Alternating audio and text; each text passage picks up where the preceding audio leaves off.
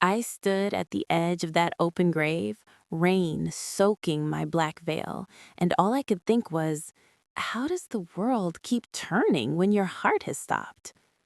My name is Sarah, and for 18 years I was David's wife. Not just on paper.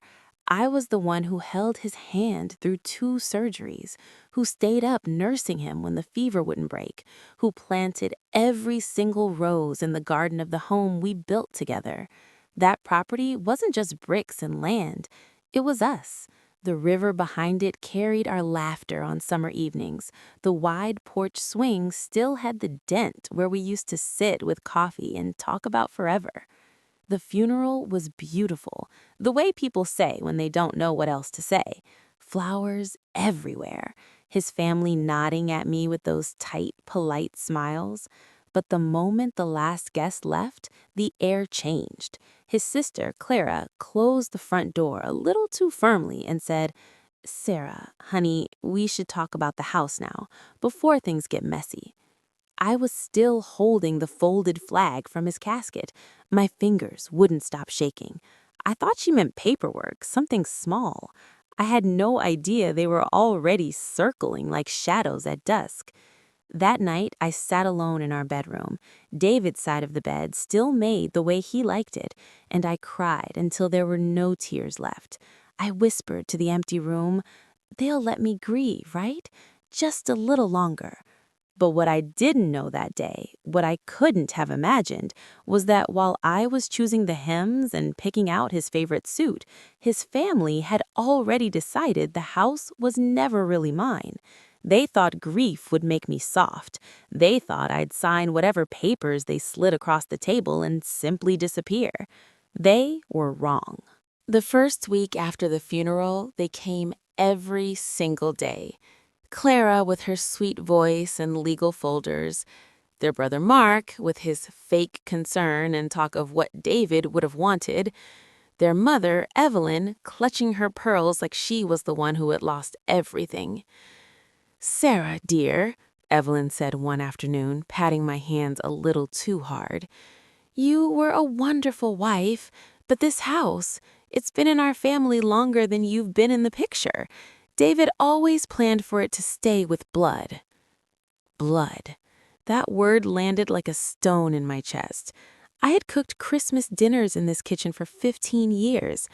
I had held Evelyn when her own husband passed. I had driven Mark to rehab twice and never told a soul. And still, I was never blood. I tried to be gracious, I really did. I made them tea, I listened, but the pressure kept building.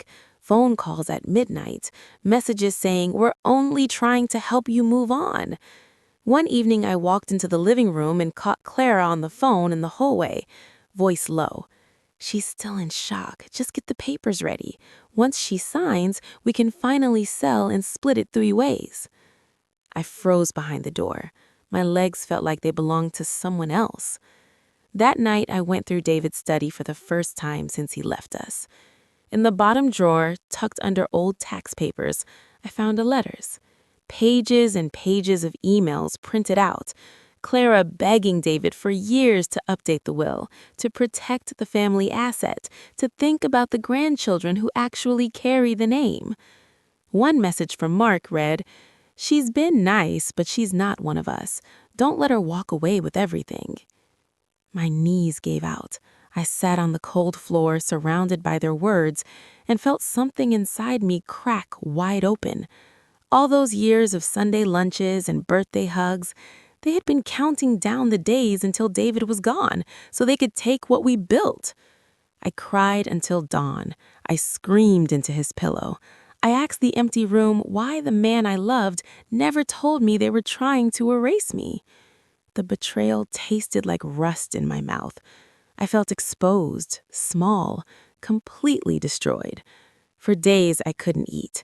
I stared at the roses outside and wondered if I should just sign the papers and disappear like they wanted. But somewhere between the third and fourth sleepless night, something shifted. The pain didn't vanish. It hardened into something quieter, stronger. I remembered the promise David made me on our 10th anniversary, right on that porch swing. He had held my face and said, "This house is ours, Sarah, not theirs, ours."